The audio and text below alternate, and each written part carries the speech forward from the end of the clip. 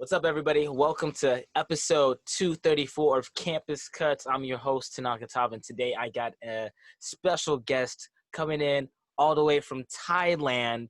You know, we're international. We are global. She is a yogi. She is a Baylor graduate. She's a teacher. She is, she's inspiring. She is inspiring. And guys, to be honest, I actually only met her once my whole time at BU, and it was like the very first day, and she said hi to me. I don't even think she remembered this. And I was like, oh, she seems nice. And after that, that was the last time I ever saw her. And then so yeah. But, I see her on social media, and she's out there spreading positive vibrations and using her spirit and her soul as a way to continue to shed light. And so, everybody, welcome to the show. Tori/Muse. What is up? Hi, hey, what is up? Today is a beautiful day. I am in a place called Pai, P-A-I, Thailand. It's in northern Thailand, so it's up in the jungles, mountains, and this is my favorite city here. So it's just like a breath of fresh air every time I come to this city. It's like my third time for coming. Just keep coming back for holidays, so life is really good. Wow. That is amazing. So of course, the way I start into the show is the guests give an introduction of who they are. So your name, your occupation / what did you graduate with, and then what year you graduated, and then what you doing. Yeah, crazy. So yeah, Tori, I go by Muse. I'm a full-time English teacher in Thailand, but part-time I teach yoga. I do Reiki, tummy in, and they're all different types of energy healings. I do sound healing with bowls. I do a lot of kind of things, a lot of like holistic wellness, kind of mashup, intuitive healing, dancing, movement, different things to just kind of help people get into their body and become aware of their breath and all of these good things. I graduated from Baylor in 2018 with a journalism public relations degree and like a minor in marketing. And clearly not doing that. And I actually moved here 3 days after I graduated, so I've been here since 2018 May. Like I came here immediately, and I haven't been back to America since actually. So wow. Just just talk about that just that transition from being like in the States to just like, what was your thought process, and why did you even decide, I'm out? I get asked this question a lot. I bet. First, it was when I was like graduating. It's like around that time, around like the last semester in school. Everyone's like, "Where are you working?" Especially with like PR and different like business majors. Everyone's like, "Are you working for this company? Are you interning here?" Everyone's like really excited about getting that first like job. And for me, when I thought about like graduating, my only instinct in my head was like, I don't want to go work. I literally, I don't want to go work. Everyone's like, oh, you're not going to go, like, you don't have a job lined up? And I was like, no, because I don't want to go work. I was like, my plan originally was to take off a year and just go traveling.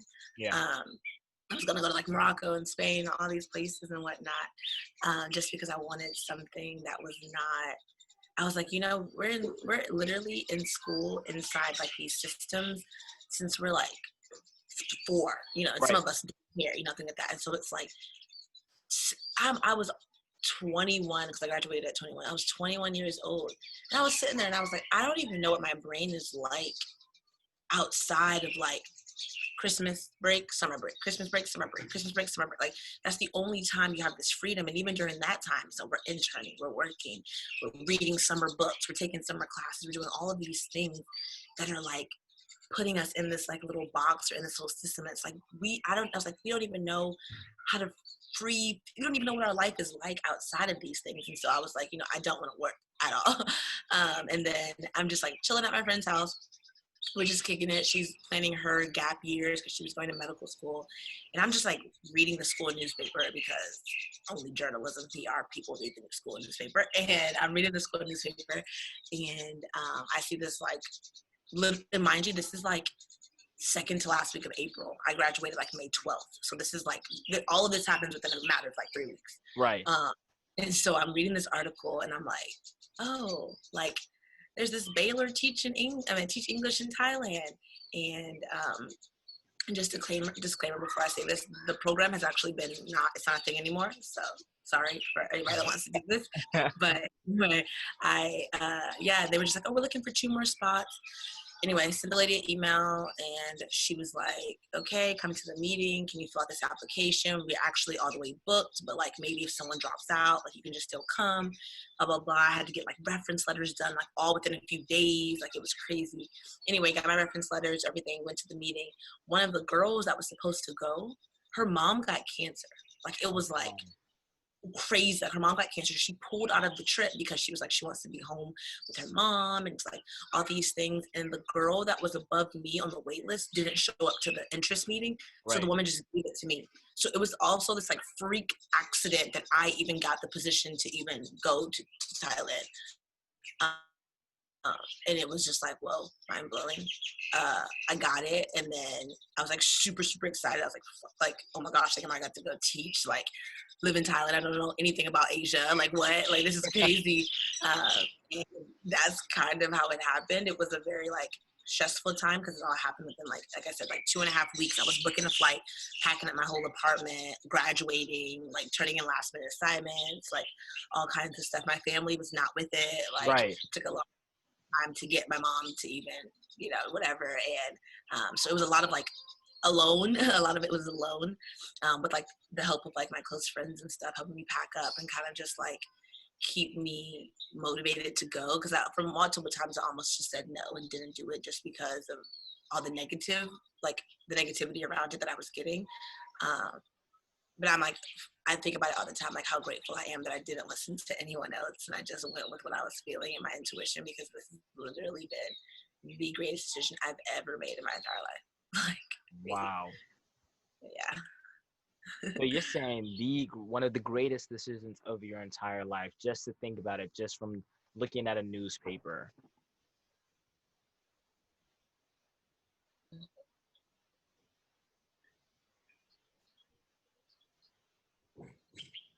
Wow, that's wild. No, you were frozen. Okay. I was saying, like, just from looking at a newspaper, your life has radically changed. Like drastically. Like when I look at it, I'm just like, and it even just seems so simple. Like looking back at it now, but I'm just like, no, like it was like everything is synchronicity. Like it was meant to be that I was supposed to be here, because just like how it ended up and worked out, like, and then just little old me, like a girl from like PG County, like just in Thailand. Like, I just think about it all the time. I'm just like, wow, my little self would not have been like, well, I don't know. Sometimes I talk to my friends that are like when I was in high school or when I was younger, and like majority of my friends aren't surprised by the life that I live right now. And I'm not like surprised. I wouldn't say I'm surprised by this life. Like if anybody were to be doing something like what I'm doing, I feel like, yeah, it'd be me. Like I could see myself doing this even if I was a kid.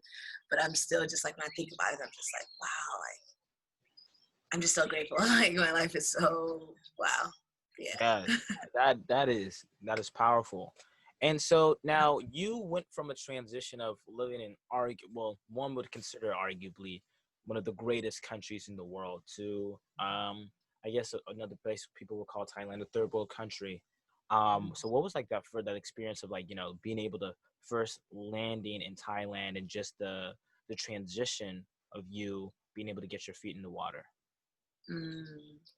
I would say every time I think of like landing first time in Thailand, I remember just like walking out the airport and just being like, like, oh my gosh, it's so humid. Like it's so hot. Like I could not breathe. I was like, this air is thick. Like I was like, what is going on? But for me, I think I assimilated pretty quickly and easily to Thailand. It's funny that you brought up the first world and third world thing because I've had conversations about that too.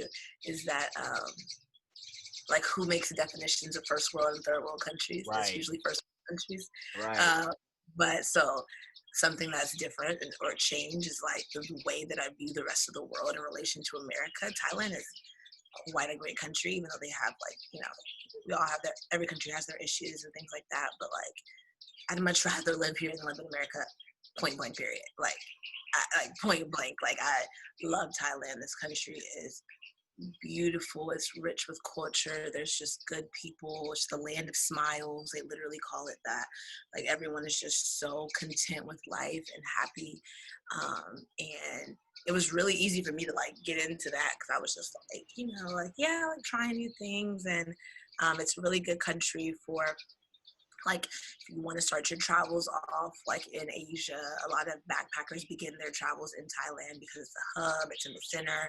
Right. It is very, I mean, when you go out, of course, to let's say like these small provinces, it's a lot more like third world. But within the major cities that you're traveling in between, and not even like even Pi, like it's pretty small town and things like that, but it's like it's not there. Like we all right. Like we Yeah. have, everything. I have Wi-Fi. Like a lot of people always ask me, "You have Wi-Fi?" And I'm like, yes. Like I have, we have everything that like, and even in Bangkok, sometimes when I'm there, I'm like, shh, like their malls put ours to like trash. Like Yeah. their malls are insane here. Like designer, huge, beautiful, like photo ops everywhere you go. Like it's a whole vibe. But it was really, for me, it was really easy to assimilate here. I think just because I was just so open-minded when I came here. I was just like, I've never, for like, I never heard of Thailand. I don't know the capital. I don't know anything about this country. So it's like, what can I get out of this? Like, what can I receive? And I just came here just like open to that kind of energy versus like being like, again, the negativity and the fear mongering that I was getting when I was moving here. Everyone was like, you're just gonna move to Thailand, the middle of nowhere. They're bombing. There's all kinds of fears that people have in their head that they've made up. And I'm like, then I got here, I'm like, oh, I'm just cool. Like, what everybody was trying to like freak me out because of this like unknown. We're so scared Right. of the unknown, especially in America. It's like everything outside of us is like, ooh, no, foreign. Like Right. this is not whatever. But Thailand is like, this is me as a country. This is great. That's awesome. Wait, is this your like? Wait, so now before you went to Thailand, did you ever have any experience of traveling abroad? Yeah, a little bit. Like I went to Spain when I was like in high school. Yeah. I've been to Mexico and like different places. I've never been to Asia. Um, and so this was like completely new, like coming to Asia. It was kind of nice though because my dad used to live in Japan and Korea for long periods of time, like Yeah. 2 years each time. And so like he was like, for his support during it, he was like, I know Asia. Like I know that it's not whatever. He was just like, but like this is your life now. Like go do that. Okay, like that's what you're gonna do. Then that's what your thing is. So he was like supportive in the sense of just like I know what's over there. I know that you're not going to be in danger. I understand because I've been there before. But other than that, like I had no experience with Asia. Knew no one here. Like nothing. Knew nothing Wow. about this country at all. Wow. You literally by a leap of faith. And man, that's amazing. That is amazing for you. Like, I mean, honestly, I think that's really what we should do in life is just to jump in. Like not really focus on like, okay, I need to know this, this, that, and the third when we live in this system of indoctrination. Mm-hmm. And well, I guess the education system are trying to put us in these nice little box just to basically serve itself. And when you do the abnormal, which I honestly would think it's normal for you to get outside of yourself and get out of your head, just to explore life. I mean, shoot, you're Mm-hmm. free. Yeah, I am. In a way. Yeah, yeah, Absolutely. yeah. Why do you say in a way? I think that like, yeah, I am free. Like I think I've actually written that down in the last few like weeks or something. Like I feel the most free that I've ever felt in my entire life. But I mean there's still system like not systems like in the larger scale, even though there are those, but just like systems within our heads that we have to um, tend to unlearn and things like that. So there's still things that we're working through that we can consider ourselves that lock us or block us from Right. freedom, but for the most part, I was like, if I'm like in comparison to the average person, what free? Like free is an understatement in that sense of like how I feel just like within myself. Um, yeah. Yeah, that's amazing. So, Tori, I one of the questions that I personally wanted to ask you was, when you're hugely involved in the holistic health, and Mm, you came from a school that was definitely very, very heavy of like the Christian ideology. So, like, would you mm, consider there like, would you like? I wanted to get a little bit more inside of like your spiritual growth from coming from them, and I'm not sure what your like your spiritual background is, but like I want to talk mm, about like your journey in terms of like how how you're able to be when during your time at Baylor, and then after that now exiting, and how you are fully immersed in this spiritual wellness. okay. Ugh, like I haven't like answered this question in like a full story like ever. Okay, well here we So go. I'm excited. I'm excited to listen. I appreciate you for asking. Okay, so I guess like summarize for like my childhood, I've only been to private schools, like Okay. only was in my entire life, like, and then even up to college, like I've never been to a public school. But I changed schools a lot. My mom was in the military, well, was in the military, just a lot of things. So I moved to her schools a lot. Um, I've been to non-denominational school, Baptist school, a Black Catholic school, white Catholic schools, went to a white Catholic high school. Then I went to Baylor. So like for me going into like Baylor, like for me, the culture shock was more like the racist people because I was Right. coming from DC where there's like cool white people, and then I was coming to Texas that was like, whoa, like this is what racism is. So for me, it wasn't more like the religious base because I was already used to that. Like I was Right. already used to like taking a religion class and like having chapel and all these things and stuff like that. But I think I would say in high school is when I was like, yeah, I'm good on that. Um, I'm not. I would like religion. Just it is what it is. Um, it serves its purpose for many people, and for me, it just was like no. And I had been in school for so long, so I'm learning all these different doctrines for different kinds of denominations and things like Right. that. And I felt like I was able to build my own kind of um, ideas around it. Because people would try to like argue with me, and I'd be like,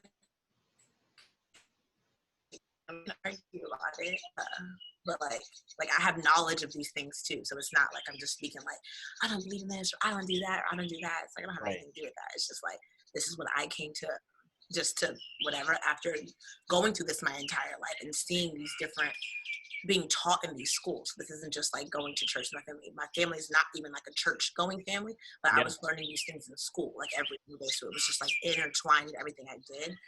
And there was a lot of, I would say, I don't want to say brainwashing, but like unlearning I had to do with things that I also picked up from different, like technically I was baptized Catholic when I was like in seventh grade. Right. And so, but there was a lot of like disconnect with that as well once I got to high school. And then when I went to Baylor, actually, so it's like, can't like not shout out Baylor at some point, but when I came here, I started taking yoga classes for like the group exercise or whatever. And then one of my favorite yoga teachers was leaving. And I was like, I had my own practice at home. Like I was, reading a lot of books about yoga. I was just getting into the, energy systems, all this stuff. And so I just like was like, I went up to the lady that was like running it at the time. And at the time I was also teaching MMA. And I was like, hey, can I teach yoga? And she was like, maybe. And then she put me through like a training or whatever. And then I had to like teach a demo class. So surprisingly at Baylor is where I got like this opportunity to first teach yoga. Yeah. Um, and from like that moment, I think yoga kind of opened the door to this world. And for many people, yoga is the one that kind of like opens the door to spirituality or to Right. whatever it is. It's usually yoga or like drugs. That you just like it opens your mind to think you're like, whoa, there's another world of like things to do and to experience and like where have I been? Like it's like you're in like this matrix or whatever. Right. And so I did that at Baylor and taught yoga, and that just like it just changed my life. Like the way, like the feedback that I got in my classes, the energy I felt when teaching, I was like, this is something powerful. And this is something that like I feel this, like I feel it in my like bones. And it really made me like super passionate about it. And so when I moved to Thailand, the first thing I'm doing when I first moved there, because like I came there with like 5 other like Baylor students, but like I Yeah. was only kind of close with one of them. Yeah. So I didn't really know anyone. I was kind of alone majority of like the first months when I got there, just kind of easing myself into the country and the kinds of communities I wanted to surround myself in. And so I'm looking for like yoga classes and all these different kinds of like holistic um, practices to get into. And then yeah, I found like some ecstatic dance, like all these other like crazy things that I'm just looking for regular yoga classes. I'm falling in breath work and like rebirthing, like all these things. And I'm like, whoa, what is this world? Like where Right. have and then I was just like whatever, dive head first. And I went and started doing all these things, going to festivals, going to workshops, learning, taking, training, getting certifications. Got another yoga certification when I got here as well. And it just like it expanded my entire like existence. Like Yeah. it is, yeah. I'm so grateful for yoga bringing me into this world, because even my yoga practice and my ideas of what I do have just like expanded like crazy, have expanded so much. Like the things that I do, the services I offer for people have expanded so much. Like I thought I was just going to be doing yoga the rest of my life. And like Yeah.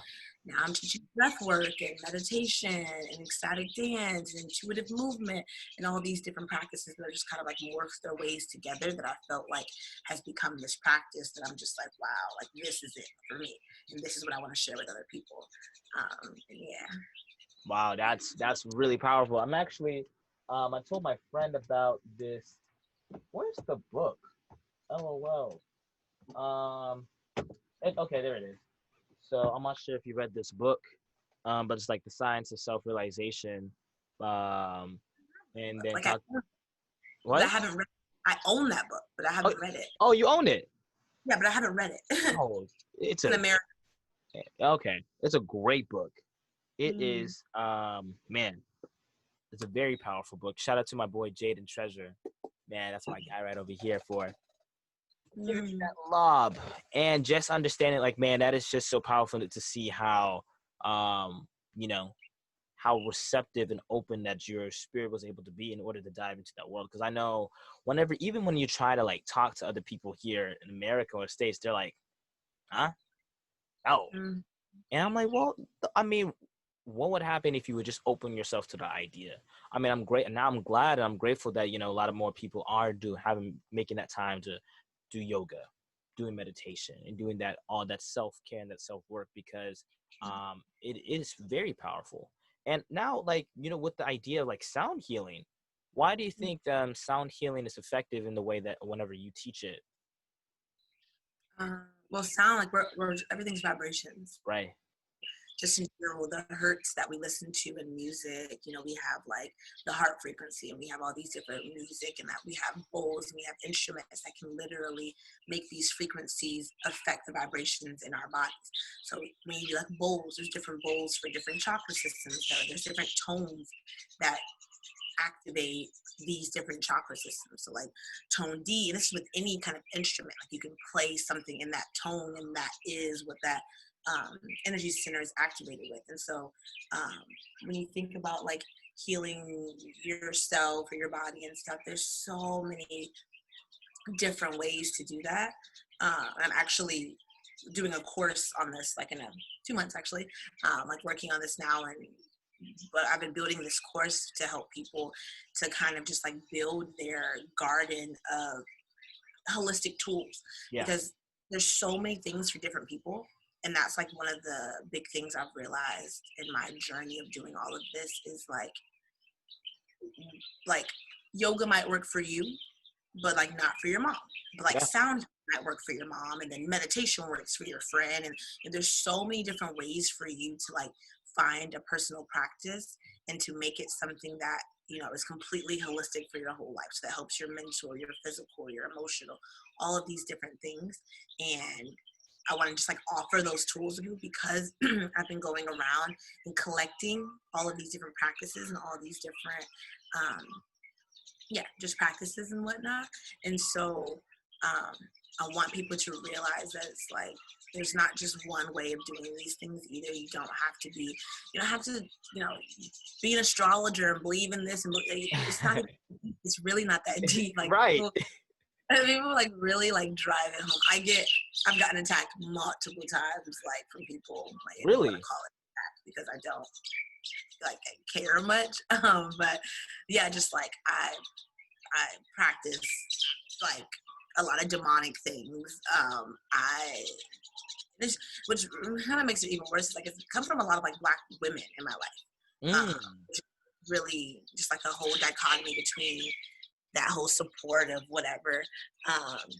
But yeah, like I've gotten a lot of pushback. Like the things that I practice are very just like I need to get my life together and I need to come back to I don't know, the one that everybody believes in. I don't really read too much into it when like people send me messages or things like that. Just because I always tell people like I'm not in the business of convincing anyone of anything, like Right. ever. I'm not in the business of doing that. So I know it works for me, and if you want to know what works for me, I'll share it with you, and that's it. Like it's nothing to it. Like I'm not like I feel like people are gonna do what they want to do, and like if it works for me, then it works for me, and if it works for you, it works for you. We don't have to have this conversation about whether you believe in what I do or whether I believe in what you do, because again, it works for me, so I'm gonna keep doing it. It works for you, I'm gonna keep doing it. Like I want people to see in my life, like I was talking to my friend about this recently, of how I've gotten into this space of like, instead of like showing or telling, that's not what I'm saying, telling people the things that I do and the things that I'm interested in or whatever, I want it to be like backwards. Like I want people to ask me, because I've been in that position where I've told people and it's like it falls on deaf ears. Like it's very just like they ask me what I'm doing or how I'm doing this, and I'll tell them, and then it's like, okay, but you're not putting that into practice or anything like that. But then like now it's like, oh, Tori, like you just look so happy, or like your life just looks so good. And I'm like, haha, see, I know the key. Now we're working backwards around. Yeah. Because people want to see the end product a lot of times. Right. They want to struggle, but they only want to know you struggled after they've seen that you've gotten somewhere. They don't want to see you struggling to get to that place, and then you finally. It's like it's like they want to see this pretty picture of it, and not that I like this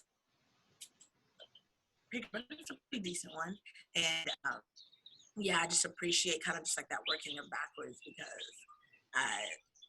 it's like I don't know, people just take a lot of things way too seriously, I think, or too deep. And for me, it's like life is real simple. It can be real simple. What about life is simple? Or what do you think is like the things for people to learn to make it simple? What's things about life? You're not separate from anything. There's no such thing as separation from literally anything. This tree, the birds chirping behind me, you, like time, space, all of this stuff doesn't matter. Like even though I'm like in Thailand here in America, the energy is still within this space. Like it's not like energy doesn't know time and space. It doesn't know that we're thousands of miles away from each other. It's just is what it is. And so when I think that when you like to realize that like we are the grass, we are the trees, we are the plants, I'm the mountains, I'm the clouds, I'm all of these different things, it's like, whoa. So like you're kind to things because it's you. Like you're kind to things because I'm kind to people because they're me. Like, and like, again, and that's a hard concept to come by to a lot of people, because again, we're going through so much turmoil as a world right now with COVID and all this, the racism and the attacks and all over the middle and just all kinds of places. It's like, we forget that like, that's very surface level. Above that, below that, wherever you want to look, like we are this one, we are this connected thing, and the only way that it works is when we start to realize that. So I think like that's a big thing about like how life is simple. The breath, like wow, gratitude for the breath every single day. And in yoga we call it prana. It's like the life force energy, and it's like they translating it to life force energy is so powerful. So I think that we forget that, like, what's the definition of being dead? It's like you're not breathing. Breathing. Like, Yeah. you're no longer breathing, right? So it's like that is like the most simple definition of death is when your heart stops beating, you stop breathing, and then you die. And so if we think about it in the sense of like life, it's like, how do you define life? Life is from your first breath to your last breath. So we have this space, and then in between that time is where we're living this life that we have. And so we've already had the first breath when we were born. We took that first breath, coming out of our mother's womb. And then now we're just living our life with this, like, maybe finite, infinite, whatever amount of breaths. And it's like, to know that, like, that's how we're defining life from one breath to the last breath. It's like, whoa, like, why do we not put more attention to our breath? Like, why do we not wake up every morning and we're like, like, wow, like, thank you that I can, like, feel this, but, like, I can feel this life moving through me. And I'm always talking, when I talk to my friends back home, I'm always like, life is good. Every time I talk to anyone, I'm always like, life is good, right? It's just like, it's not even like when I talk to people, they're like, no, but, like, all these things are going on. I said, that has nothing to do with life being good. Everything that's going on around us has nothing to do with the idea that life itself is good. That phrase itself, life is good. Like, life is good. Life is always good. And so, like, these are just kind of like some of the thoughts that, like, I don't know, I think that, like, without even, like, diving into literally anything, in this entire time, I've not mentioned God, have not mentioned any kind of practice, have not mentioned anything. That's, like, what life is. Like, that's how simple it can be. It's like, we are all connected. We are all one thing. And, like, breath is really important. Like, Right. that is, like, a really, really big thing. I think with those two things, everything else has sprouted itself from it. Like, my ability to be open to people and to situations, because I know that they're just reflections of me and just mirrors of me. I'm just like, wow, like, let's learn this new version of me, or what I'm supposed to receive from this. And yeah, like, for me, like, that's just simple, because you can literally put that into any context in your life, like any kind of solution to anything, even when you need to calm down from being stressed out about something. It's like remembering the breath. Like, it's always something to be grateful for. It's like, I'm still breathing. Like, Right. this energy is still moving through me. My body is literally still working, even as we're sitting here chilling, relaxing, whatnot. It's like all the cells in our body are literally just like, just going off right now, like, Right. doing so many things. And I'm just like, what? Like, our bodies are so cool. And yeah, it's just so simple. Like, I don't know, I think, like, life can be just so simple when we let it be. We choose to complicate things. Absolutely. Yeah. And man, and that's so awesome just to think about, because today during my meditation, each and every morning, I do my prayer. And then, of course, in addition to that, I do my meditation with Deepak Chopra. And so in the meditation, it was saying that, and this is something, and now to all my Christian friends, because I would call myself a Christian, but, Mm-hmm. even then, I feel like even in that lens, though, you would be kind of dumb. Not, I don't want to say dumb, but you would be ignorant not to be able to acknowledge any other belief system, because, of course, we said we're all one. And so he was saying in the meditation, it was like, whenever you breathe and would just close your eyes, the universe is literally in you. You imagine your nervous system, look at the roots of just the plants, just, or like the blood, the streams of the water. Like, literally, you are the universe, because the universe is literally inside you. And it's just like an amazing reflection. And like saying that, okay, whenever you look to a person, the Christian ideology is like, hey, whenever you look at a person, that is me. That is me. And that person is you at the same time. And so I'm just like, man, life is beautiful. Like, I mean, I've always been a big believer that everything's connected, because, I mean, and it's true. Like, there's no coincidences. I don't believe in that. I mean, it all aligns. And I have just been thinking about. I'm 21. I don't know shit. I don't think anybody knows. But I think the one thing that we can know, and we do know, is that it's about love. I know that sounds such a corny answer, but it's true. Mm-hmm. and it's a love and this oneness. And once we're able to, I really think then that's why it's super important for people to be able to be in nature. Okay, now you look at, okay, Adam and Eve, they were in nature, right? Awesome. But once you have that experience of being able to be surrounded, like just hearing the birds behind you and you seeing the greenery and all that and just touching the soil. And I feel so bad for all my friends or anybody that I know, my parents or family, that is always stuck in an office or always this, that, and the third, and they don't have a chance to exercise because we literally, we come from dust and we end to go back to dust. And we need to be able to have that connection with this space that is earthy, that's going to really heal us. I mean, Mm-hmm. shoot, all these fake medicines and all that, it's really the earth. Shoot, shout out Mama Earth, man. Like, what? Hey. Everything that we need, all the healing substances, literally are right here. Like food, everything, these sources of life. I was talking to someone recently about just like it was a longer story, but of like how we have the tree. Oh my friend, wow, thank you. My friend just brought me a smoothie. Oh, wow. I'm really grateful. She just went to go exercise. Wow, gratitude. Like this is. Thank you. Oh my gosh, she's so lovely.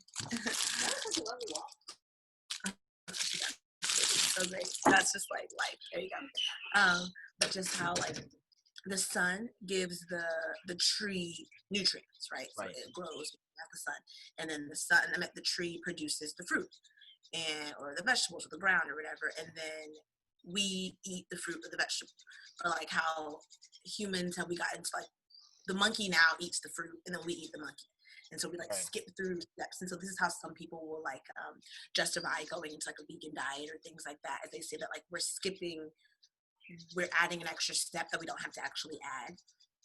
And so it just made me think of like how just like, yeah, like the earth literally can provide so many things for us and we can all live in harmony and doing all these things together.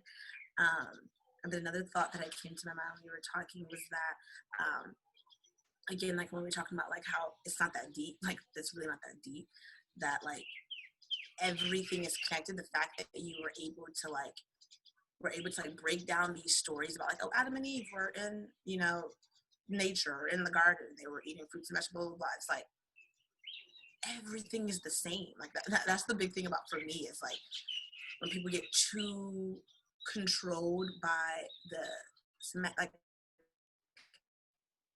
the words that they use versus like the big scale of it. That like all of these, even just like all these religions, they're all the same. They all have this story of reincarnation. They all have this story of,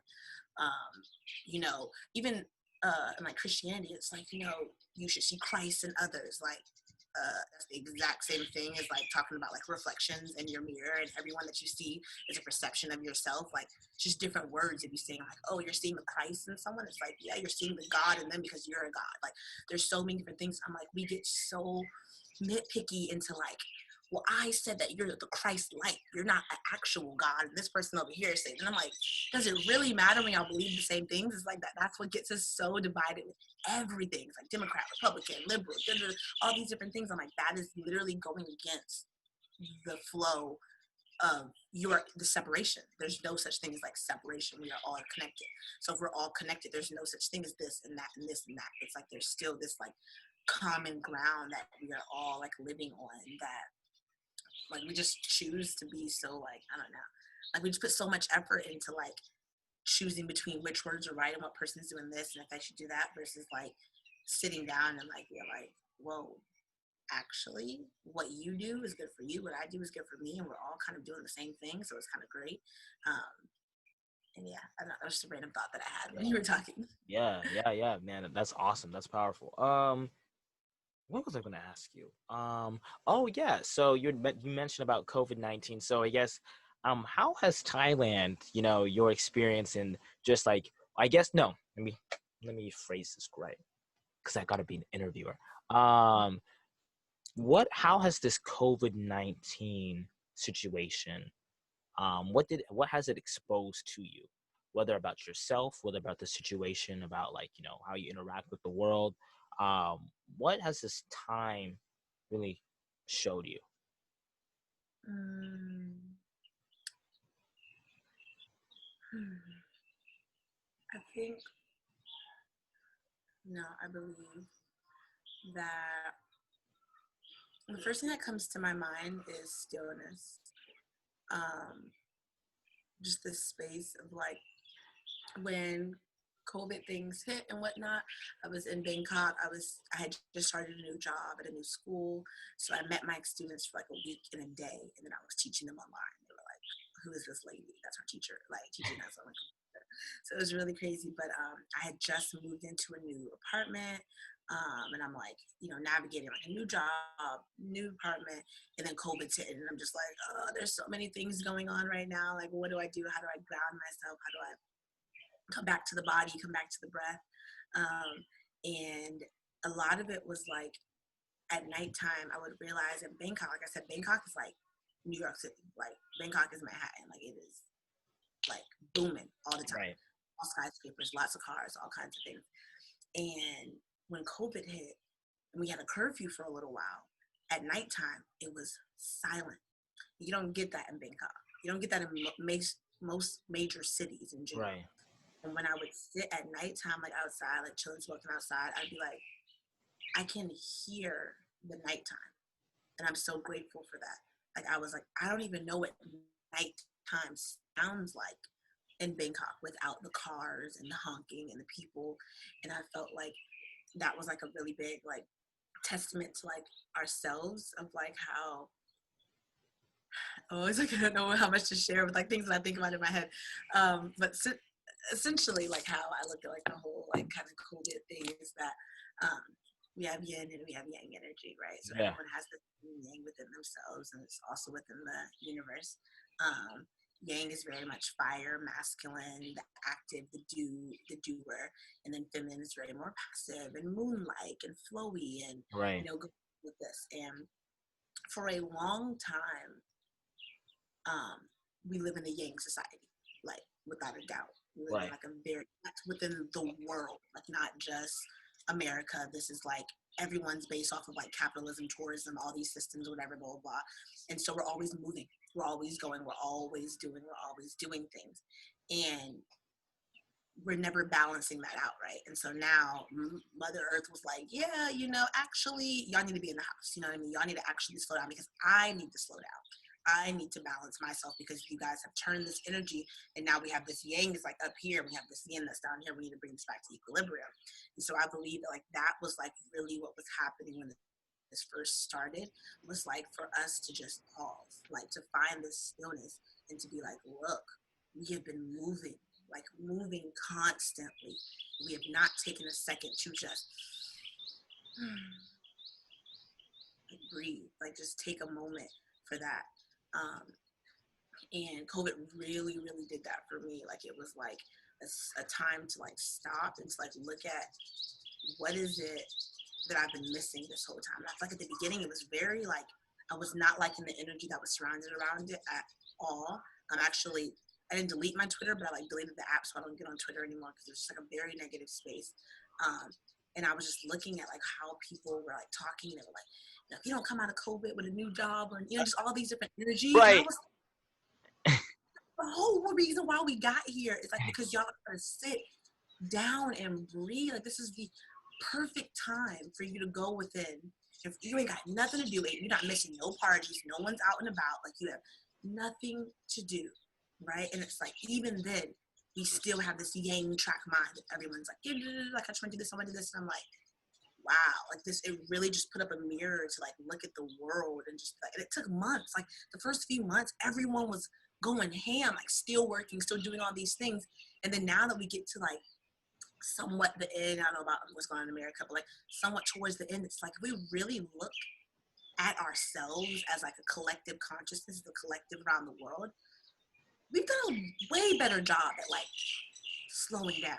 Like Right. even people are still very, whatever, it's like a lot of people have been able to look at the world and be like, wow, like we are connected. This is this time. holistic things have shot up out the roof, and now Right. everyone's meditating, everyone's doing this, everyone's getting into crystals, everyone's doing all these different things to try to kind of like heal themselves, find themselves, unlearn this. And it's just a beautiful space that we've all come into. And I think that despite there's so many negatives that have come from this whole thing, whatever conspiracies, this, people are dying, people are hurt, whatever it is, I don't care what you believe about the whole virus or whatever, like a lot of negative things have come from it. But on the other end of like, there's also been a lot of beautiful changes that have come to the earth and come to Right. the world, come to our collective due to this. And a lot of times it's like, when do you really make changes? When something bad happens to you, Right. it's like we don't, if everything's good and it's like everything stayed normal, we'd all just still be the same. So it's like it had to be whatever, this like big thing that kind of just like slapped people in the face and was like, whoa, like we aren't invincible. Actually, we have to care about our neighbors. Actually, we have to treat people better. Actually, so many things are coming to our minds now where it seems like we're always like, it's so simple. Like, where have you been for the last like 20 years when everyone was getting, hundreds of years when people are getting treated like this and stuff like that. But it's like, it takes a second for people to get there. But I feel like now there's just this huge, more like collective understanding of like the earth, even though we have a long way to go. But it's like, A this is long way. a really good start, I think, to that was COVID happening and like shifting literally the order, the direction of the world that we're in. There's so many systems coming down and so many systems within ourselves are like being pulled down. Everyone's like going through this like rebirthing, just like the earth is, like countries are going to once they fall and all these different things. It's like, it's all just like big, massive, like pregnancy, like rebirthing of like the universe consciousness and collective consciousness and bringing us back together. I think, and this is all opinion, but yeah. Yeah. Yeah. Yeah. Yeah.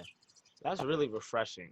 Whenever I ask people this question, they're like, "Oh man, this is the worst thing ever. Oh man, people are gonna die and blah blah blah blah blah." And I mean, like, it's true, but I mean, we got to also have to look on the bright side of the things that will come out of the situation. But I mean, like over here in the States, though, it's pretty crappy. Um, you know, Mr. Well, Shout out Mr. 45, the man with the plan. um, but other than that, though, it's um, it's interesting. yeah, I try not to. I don't consume news. I'm a very like I process information really fast, Right.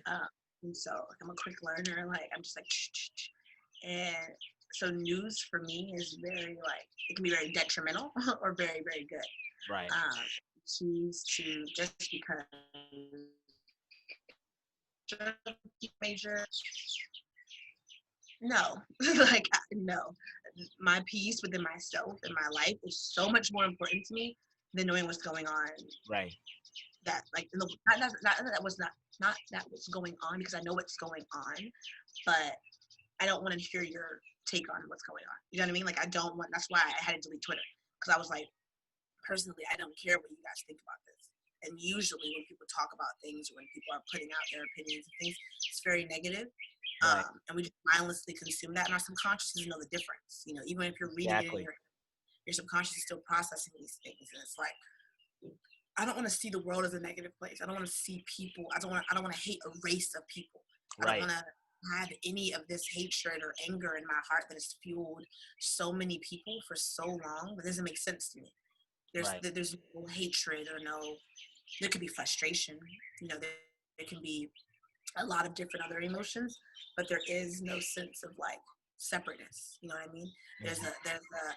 This is the result of our collective consciousness reflecting itself.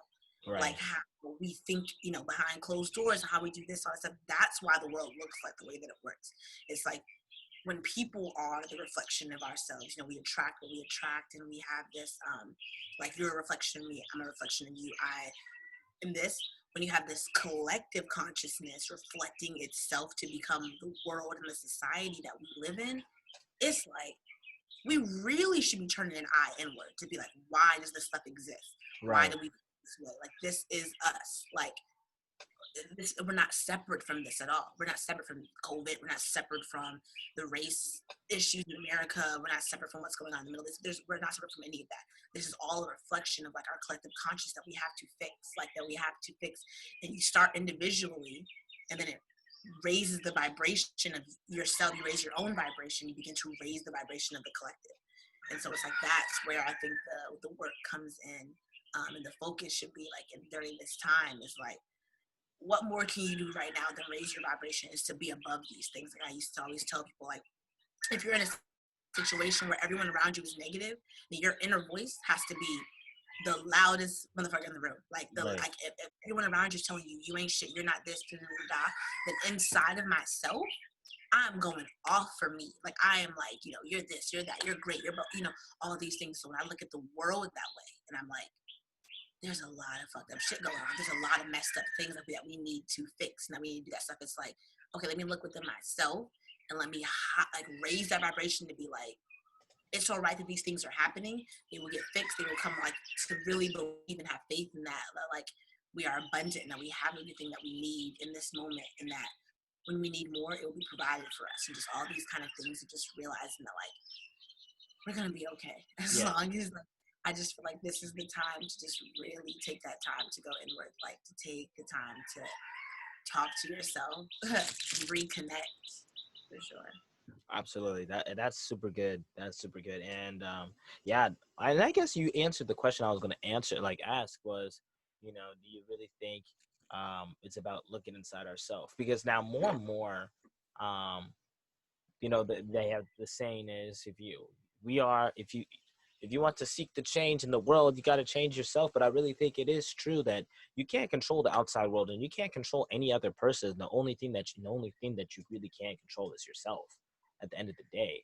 And so it's like, what type of work are you doing that is going to help you improve? I mean, of course, most people now are age 21, 25. They're like saying that they're self-aware, but I really think Falake posted something about like, self-awareness and how we would like to think we're self-aware, but there's always that room for endless growth.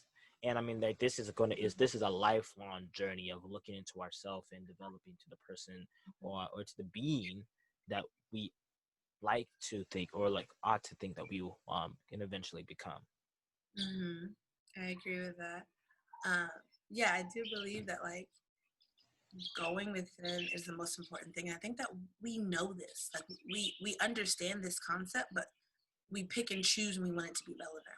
I think that's just it's like everyone does that. That's one of the biggest things in different religions. It's like love thy neighbor, unless they are gay, unless they are, it goes through all these lists. And so I think that even when we do this, we're like, you know, we're a reflection of this, and there's this collective consciousness, but they're separate from us, and they're doing this, and And it's like we can't just believe it halfway. Like if we wholeheartedly believe something, then we have to live like in alignment with that, right?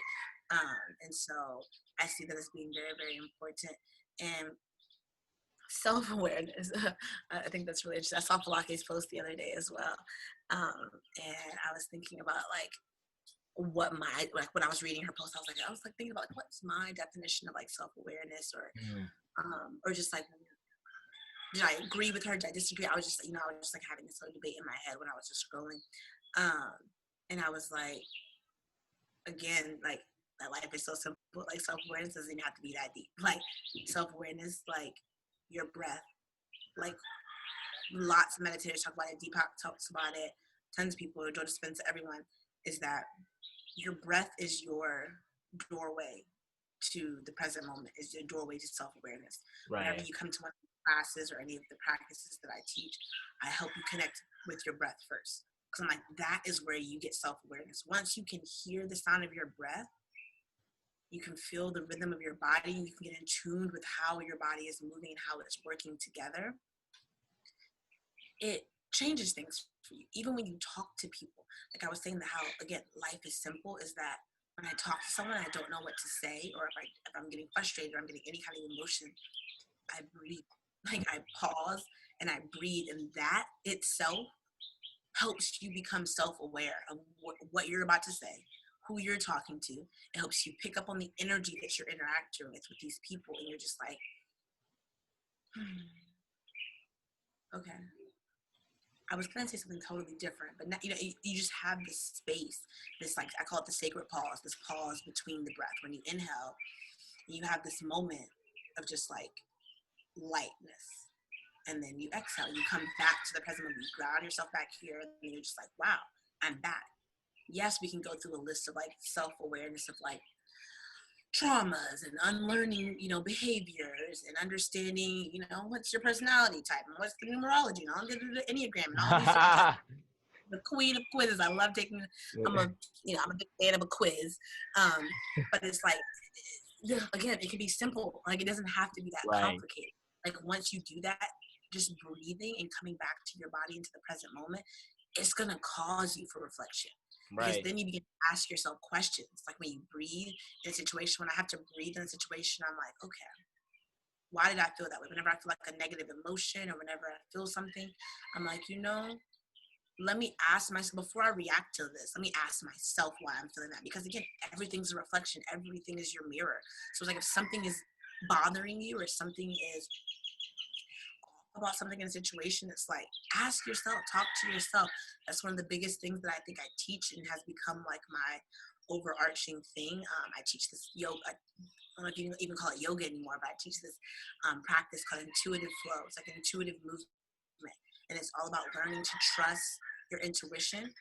Something that we are untaught taught to do from a very very young age. When you're a kid, your intuition is booming, like when you're a little kid, like little kids eating things, touching things, they're doing everything. Their Right. intuition is, let's try that, that's cool, I can learn something from that. Even if I'm going to get hurt, they have no fear in their heart.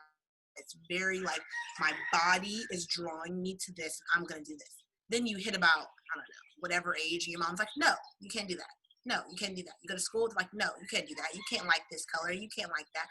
And so all of that time, we're training ourselves to literally quiet the voice in our head, quiet our higher self, our godlike being that's talking to us within ourselves, and replacing it with other people's Right. ideas, morals, concepts, ideas, things like that. And so it's like, and it's this, the journey that I have been on the last few months, not months, years, I said the last few years, has been focused very specifically on that, on trusting my inner intuition and really learning what it sounds like, what kind of work it does, and learning to trust myself over anything. Because usually you have the answer Right. before, like Right. way before you've asked four friends and then divided amongst them, made a pros and cons list, like tons of things. You usually already know these things, but it's like we're so afraid of trusting that feeling. And that's a big thing I think about self-awareness as well. It's like we're so afraid of trusting ourselves. No one trusts themselves.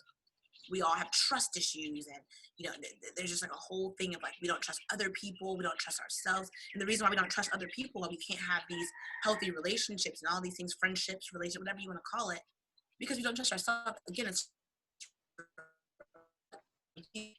and so that whole self-awareness, coming back to like breath and the intuition, you can find your intuition with the breath, because something is still going to be talking to you in your body, feeling it and things like that. And that's your intuition, and that's that I think muscle that we need to train a lot more than anything Right. else, is like that third eye kind of like idea of like we need to learn how to trust ourselves.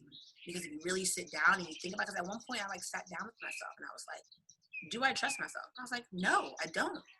And if most people sat down and thought about it, like they probably wouldn't. And even if we want to say that we do, but like behind closed doors, we're like, we question everything that we do. Every time we do something, it's like, oh, well, maybe I shouldn't have. If you trust yourself, you're not saying maybe I shouldn't have, because you know that whatever decision that you put forth was the right one to do. And Right. your intuition knows when it's wrong as well. We know right from wrong as well. So that, you can dive into that however you want. But it's like, what to do, and we're just so afraid of trusting that. I think that that is a big journey that people should be on, is learning how to trust themselves and becoming a better person, so that they feel better trusting themselves. Usually it's like you have to give yourself something to make yourself credible, like to make yourself credible to yourself. Yeah. Right. Which doesn't make sense, and this ends up like that creates an endless loop of us looking for achievement, looking for success, whatever that means. Like looking for that new house or that new car or that new dollar sign, whatever, whatever, whatever. And honestly, I mean, I guess I'm really See, and I really have been questioning a lot about this idea personally about ownership. Like, it's great to see. I mean, and of course, like I guess as a budding entrepreneur, as a businessman, whatever. But I look at it as like, nah, man, I'm just stewarding the gifts that I've been given or that's inside of me that I'm just putting out. And I'm like, I don't own anything. Like, there's not gonna be any like, there's no such thing as owning something because I really feel like that owning like this possessive is like very possessive. But at the end of the day, like when we die, it's like, huh? Like Mm-hmm. what? So Mm-hmm. I like even like when it comes to like for any family, like there is power in like okay, when you look at people that were being redlined, like they weren't able to own houses, which isn't able to help them build wealth in the way that that's why the wealth gap it is what it is, especially with discrimination. But at the same time though, it's like why do you feel like you have to own or like say that you own this when one, nothing is guaranteed, two, you can buy it, but when you pass away or these shoes are going to be worn down or any nature of that, it's like it's as above as below. I feel that. I think about that a lot too with like land and houses and like because a lot of my friends are back home like the ones that are like for American Western world standards successful, they're always like worried about me. They're like, Tori, like when are you gonna start, I don't know, saving or when just like different little things, but like saving in the sense of like American saving. So having this and having a job and having a plan for when I retire and all this stuff and like none of that means anything to me here. Like and like I can't explain it to people very often. So a lot of times, like I've actually people I don't really share a lot of my life actually, like a lot of like the ins and out of it, like on my social media, like I used to, especially with regards to like traveling and like what I do. Right. Just it's just like I don't know, like people may think that it's like you know I'm like dumb or the way that I'm like living my life, but like genuinely, like for me, like I don't see myself owning a home, like owning a house. Like I see myself traveling around for a very long time. It'd be nice to have. I have a plan of land and with a bunch of people, like a commune of people, and all these different things. But it's like so many things. I'm just like even like clothes. I don't remember the last time I went shopping, which is like crazy to me because I used to love clothes when I was in America. But that's something that really, really changed when I moved here. It was like the labor that goes into clothing. And it's like, for what? I don't care if I've seen this shirt 5 times. Like, I will keep wearing it because I'm not going to buy a new one just so I can have a new shirt for other people to see. It's like, this is a good shirt. Like, I think of things like, and like, where I've been spending like, the way I spend my money and my relationship with money changed a lot when I moved abroad. Like, a lot. Really, really. And not realize. You mind going deeper? Yeah. Like, when I moved from America, it was just like, holy, like, we are like the kings and queens of capitalism. Like, Oh yeah. and there's, and at the end of the day, like there has been benefits to capitalism. Like we've all benefited in some way from this system that exists. But at the same time, when I just came here, I was like, wow, the things that I used to spend my money on, or the things that I used to care about, are just like so different. Like just shopping for clothes, like there's no appeal to that to me because it's like now I just own things. When you own too many things, you can't travel a lot. You can't move Right. around because you need less. And then when you start to realize like just like how much these fast fashions, and I don't want to like name many things on your podcast, but just these No, fast no, no, no, no. fashions. By the way, no, like it's my podcast is open, like it is open. So like you can say Okay. like I've had people talk, but we talked about some. I mean, I would say like this is like kind of like the Joe Rogan podcast of Baylor. Like we talked about crazy stuff to like not crazy stuff. So definitely had my professor. He taught the. Sorry to cut you off, but my professor and I. He's a business.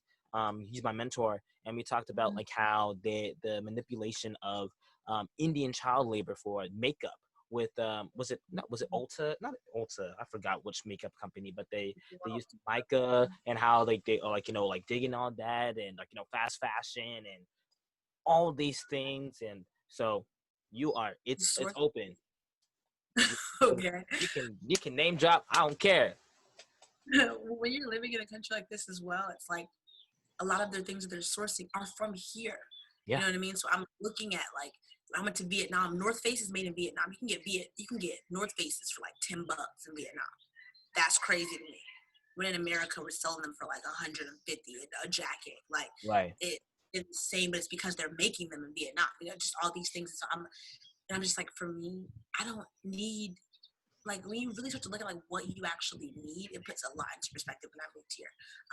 Another like weird tidbit of what happened when I moved here as well was that, so I moved here in May 2018, but October 2017, I got in a car accident, totaled my car. And then a week later, I got my storage unit that I had in Texas. I had everything that I owned from like my childhood, everything got robbed, and they took everything. So only thing I had for the last semester, basically, of being in college was what I had in my apartment room, because I had like roommates. So I literally had nothing. And I was so distraught in October. Like October 2017 was a really rough time for me. And I was so distraught because I was just like, wow, like everything I own, all of my childhood things, like they weren't in DC anymore. They were here with me in Texas. And now they were all gone. Someone just stole it all. I never got it back. And it didn't make sense to me at all.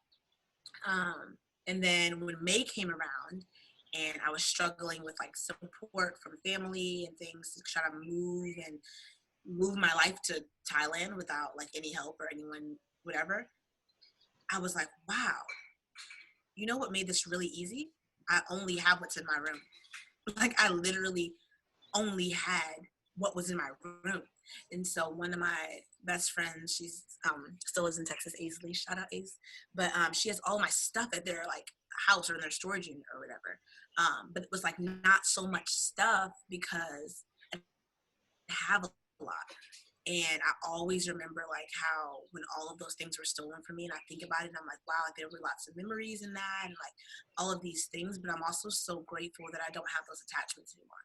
And I've even like debated, like me and my friend Amy were talking about like taking a day to like go through my things that she has, and she's like, bro, we can just give it away, or we can sell, like somebody can benefit from this because you haven't had it in 2 years. Like, do you really need it? Do you really want it? And in my head I'm like, oh, like my favorite jeans are in that bag, or my favorite sneakers. But it's like, Tori, you've lived 2.5 years almost like without any of that. Like, do you really need it? And Right. I just think about that a lot, just like the possessions that we have and how much money I've spent on possessions and things over this time has been like, when I came here, I was like, wow, like the most I bought probably a sarong and to protect me from the sun. Like things are really necessities. Like nothing. I don't shop for clothes, and this is not anything against people that do. Like spend Yeah. your money. You make your money. Spend your money how you want to spend your money. But like for me, it's like I'm very specific how I spend my money. Like if because I think like money is energy. That's all it is. And You can say that again. money That is my auntie. truly, money is energy, and so it's like it is an exchange. Like even when we pay for things, it's an exchange for energy. You're offering a service. I'm giving you this money as your exchange for the energy that you gave out. What you invest your energy in is very, very important. And then also thinking about not just on the surface level, like I'm investing my energy into this shirt because I like this shirt, but now you are also investing your energy into how that shirt was created. And that's where it gets into this deeper hole of like where we're putting our energy in this, which is money, but where we're putting our energy at is that we have to look into. What are you funding when you're paying for these things and you're supporting these companies and you're supporting these just like systems and things like that. It's like you really want to be aware of that because that energy is going to be reflected in your life. And so when I look at where I spend money, like I spend money on experiences. I spend money on my friends. Like, I spend money on things that are going to help me help other people more. That's Right. where I've been spending money on like certificates or practices or a new bowl. Like, there's things like you treat yourself to. It's like another singing bowl or whatever, blah, blah, blah. But I only buy things in the sense it's going to benefit someone else. Like nothing is for me. Like it's not, none of this belongs to us. And so it's like, if this is like if your purpose isn't aligned with like helping other people, realizing their own, it's like, well, what am I doing? What are you here for, right? Explain why a Yeah, bunch of billionaires killed themselves after they make the billy. Yeah, because it's just like, and exactly like, and where were they investing their energy into? And a lot of like um, billionaires will give to like charity and things like that to kind of like balance out, I don't know, their karma bank account, I guess what they're thinking of. But it's like they also invest so much money into so many negative things.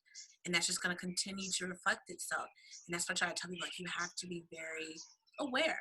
It doesn't have to be like you have to change the lifestyle that you live, but that's one of the main reasons why I like became vegan or, wasn't eating these things. All this stuff was like, I have to be aware of the energy that I'm putting into my body and the energy that I am giving back out. And like, the person that I am, because I fuel myself with life and I fuel myself with things like that, has drastically changed from all of these Mm, things because I'm very careful about the energy that I put out and that I receive. Like, and it's everything is an energy interaction, energy exchange. So we're going back and forth, back and forth. So you're sharing your energy with me, I'm sharing my energy with you. Um, but a lot of times we entertain so many things that shouldn't be, whatever you want to call that, quotation marks, um, that shouldn't take our energy away from us. We right, argue with people. I don't really argue. I don't argue with people.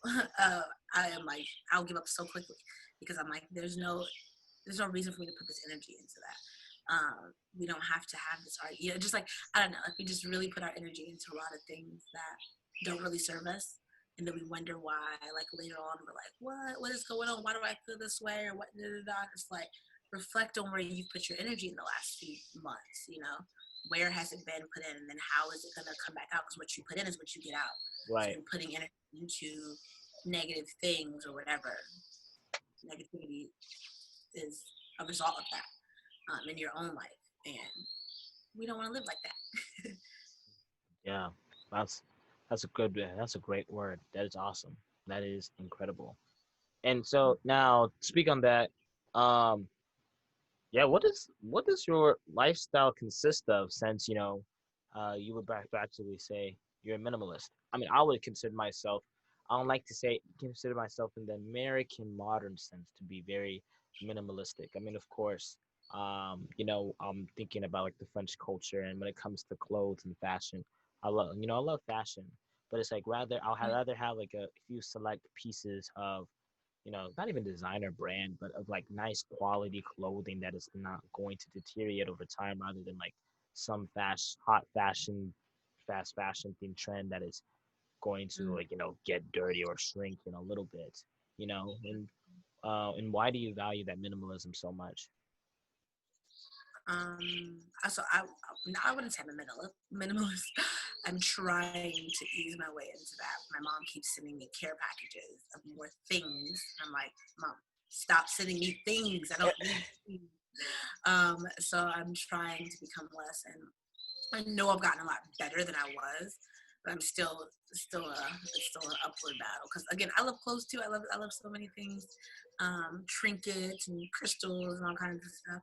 Um, but I just think that it is important. Like whenever I can, I exchange clothing, secondhand options, like ways where we're recycling things through the community, through friends, through people. That's like I think the most ideal way of like not buying things is just having like a party where you're selling like when you just exchange clothes with your friends and then just see what they have that they may no longer want and that you may want. Just finding a way that we all can just kind of do that. And when we do that, it's like that's when it makes life, I'm telling you, like so much easier. Like traveling wise and everything. When I think about like where I traveled to abroad, um, you get like you get like 2 free carry-ons when you go places, like like a Right. backpack, like whatever. If that backpack is too heavy, you can't travel places. And I Nope. had to learn that. I was in America. It was like, oh, just check a bag, like that's normal, and blah blah blah. But like in Thailand, it's like checking a bag is like what your flight was maybe 45, and your bag's gonna cost like 35, and it's like I'm not about to pay for a bag. Like, so you have to learn how to travel light, to travel with less things because the important thing is not how my outfit looks in the photo that I take. Like that's so, and that's actually, let me say that again. The outfit that I wear has, like, it does not matter in comparison to Yeah. where I'm going. And I think that that is a big thing that like changed for me when I moved from America, because like when I was traveling in America, we was going to Miami, going to places, like I had all my fits. I went shopping before, but I got to get the perfect photo in front of the. And now I'm wearing the same shirt and the same 5 photos for the whole trip that I've been in. Like, and I'm like, whoa, Tori, like you wore that shirt yesterday. Like that's like people are gonna think like that. And I was like, nobody cares. Ain't nobody looking at your shirt. No one really cares. No one, like, unless let's say you're a fashion icon or whatever it is, whatever. Like, have your little cute outfit, but no one, like, it's for you. If it's for you, then okay. But like, we don't care whether or not you have on the flyest shirt, the flyest this, the flyest that. It's like, but me being able to afford to go to the jungle, into the mountains to experience that. Right. My most amazing experiences that I've had in this country, no one knows about. Like, people have seen my Instagram and they've seen the pictures of me traveling and all this stuff, and it's like, y'all have no clue the things that I've experienced since I've been here, because Right. all of those times have been like, I haven't had my phone, you know what I mean, or I Right. haven't had this, I didn't take a photo or whatever. I wasn't trying to show everyone what I was doing. When I first moved here, that was very much my goal. It was just to teach people, like, this is possible, like, you can do this. A little black girl from Prince George's County, Maryland, like, she can go to Thailand and do this stuff, and y'all can do this too, because I'm the only person I know within my world that's doing what I'm doing, especially from where I come from. Like, Right. my niggas, like my friends back home, they're not doing that shit. They like, bro, you the only yoga teacher I know, let alone the only person living in Asia. Like, just Right. things like that. It's when I first moved here, it was a very like tour, like, I'm gonna be like the YouTuber. And I was like, make a YouTube channel, you should do travel vlogs and and all that stuff. And I was like, I'm experiencing life right now. You think I'm about to walk around with a camera in my hand, like recording? No way. Like, that's not for me. There's people already doing that, and that's not my path. And so I stopped, actually. Like, the way I was posting photos very much stopped. It wasn't very like, this is a landscape, I'm taking a picture of it. It was more just like my lifestyle and like where I was living. It kind of like really shifted and morphed into this different like idea, because I was just realizing, like, yeah, that my life was just, the experiences that I was having were just more important than like the clothes I was bringing, just anything that I was trying to wear when I got there. It just didn't make sense to me. It was like, just go. Like, you know what I mean? Like, our parents, when they took us on vacations when we were younger, parents didn't care. My dad used to wear like the same like 5 golf shirts and like cargo pants, like everywhere we went. But we're in these beautiful places with him, you know what I mean? And I was still trying to be the cute daughter. I was like, out of all my sisters, I had all the cute outfits and I'm just like, looking back at that, and I was just like, wow, like, you can experience that same thing, and me having on that one cute outfit really didn't mean anything. And so Right. I think that it just helped me just like be a better traveler and better everything. Hi, Cody. Little boy. But yeah. Man, that's dope. That's awesome. That's awesome. And then that's actually was about to dive into, like, how being um like a black yoga teacher. I mean, I'm definitely heavy into the yoga space, so I know I do follow a lot of holistic health people and all that.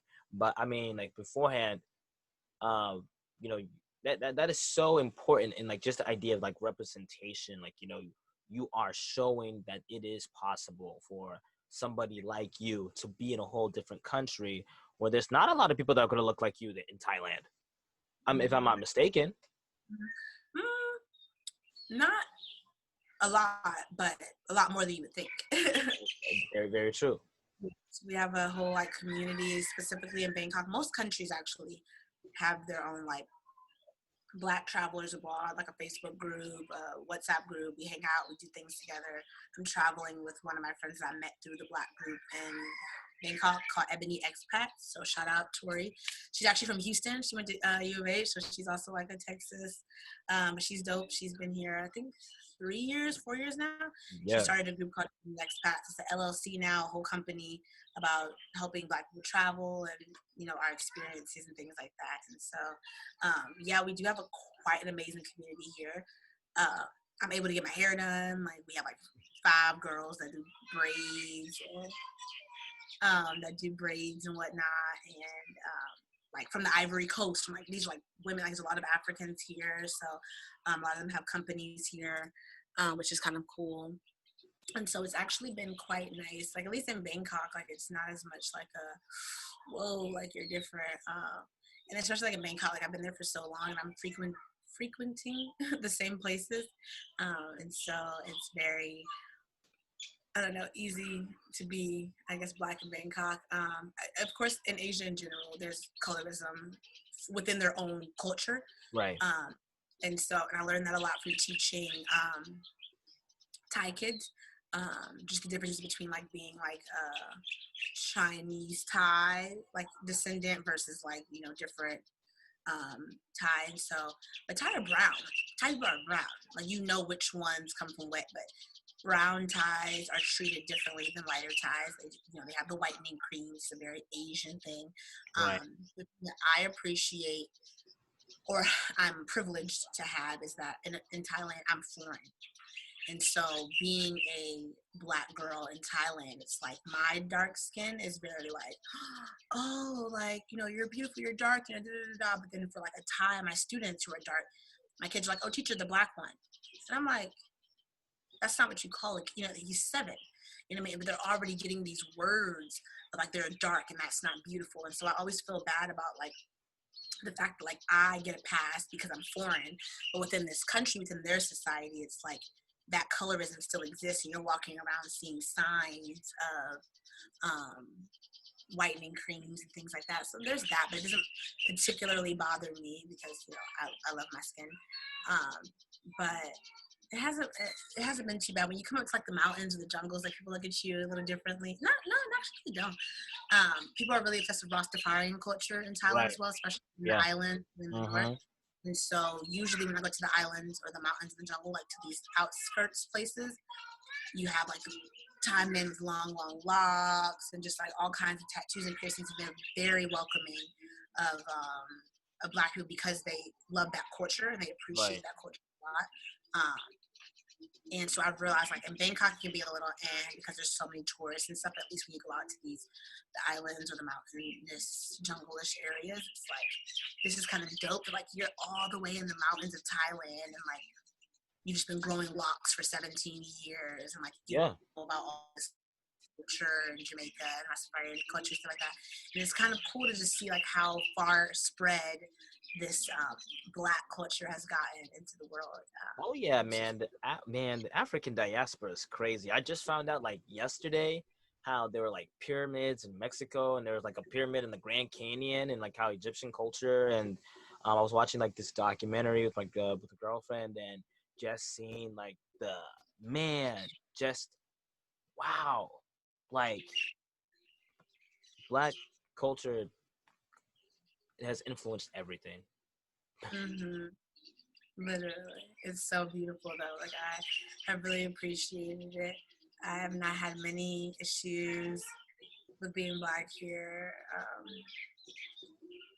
It's actually been kind of great. You're kind of like a mini celebrity. It kind of gets annoying sometimes, but yeah, because people are just like, oh, this, whatever. But it's usually all out of good kindness. And I had to like also shift my, beliefs when I came here. Just like I had to shift my beliefs when I came to Baylor. Like, I had to like snip it because like people in the Northeast, we are very like responsive. Like we're gonna respond to things when you go to New York or you go to DC or some shit, and somebody says something to you like, "What was it?" Like you're like looking at them like, "What?"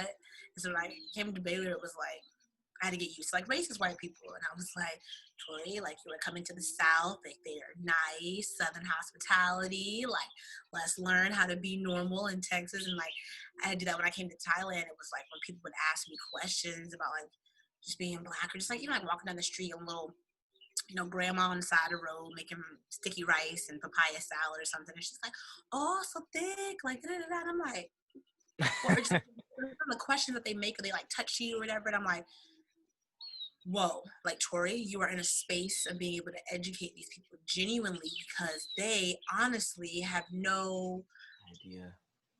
history. They don't learn anything about you. They only know what's from Hollywood. And so Right. it's like it was really cool coming here that I got put into a cool position to be able to like influence people, especially with my students when I was teaching at a Thai school, and now I teach at international schools, so lots of different kinds of kids. When I was at Thai school, I was like, wow, Troy, like these kids are 7, 8 years old, and like they haven't been tainted, let's say, by the media and Hollywood and all these things. And so it's like you're in such a cool position to be able to influence these kids in a way that they will they will know. Cause like even when my students would be like, "Oh, teacher, you're so beautiful," I would be like, they don't even know how much I appreciate that because I know what kind of country they live in and how my skin tone is not seen as being beautiful to them. Whenever they would say these things, I'd be like, I'm making a difference because when they get older, they're gonna see another black girl or whatever, and they're gonna be like, oh, I had a teacher when I was 7 and she was black or whatever, and she was beautiful or she was nice and she was this, and they have these new neural pathways connecting these words to each other versus like bad, this, all these different things. Yeah. And surprisingly, even Thailand's been hearing a lot about the Black Lives Matter movement, all of these things. So a lot of Thai people are like, why are y'all treating black people like this? Like they're just like, whoa, like we didn't even, and they're stepping up for like in their support and things like that. And even the students are realizing like, what can we do to help? Like we don't want, it's just really cool to see that like everyone else in the world gets it, minus Right. us. Wow. That's powerful. That's amazing. It's been great. That's amazing. I mean, shoot, man, you convinced me to move out to Thailand. Sheesh.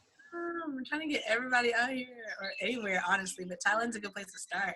Nah, yeah, like you kind of remind me. Not kind of, but whenever I think about like you, Thailand, I think of like you and Chaka Bars. I'm not sure if you follow him on Instagram. Yeah, I literally just saw him in Koh Phangan. I was literally in the same island that he was on like a week ago. It's Wait, you crazy. said you saw him? Yeah, multiple times. He's in Thailand. Oh shoot, like so you know him? I don't know him. I wish. I'm just kidding, but he was in Koh Phangan. I was in an island like a few weeks ago, and he's there like building an elephant sanctuary or whatever. So that was really Yeah. Now yes. that's why I'm just like, man, that guy. He's very, very knowledgeable. I'm like, yeah, man, I want to talk to that guy one day. Oh, absolutely. Yeah. That is Yeah. so cool. That is so like no, but no, it's definitely on my bucket list for like for me.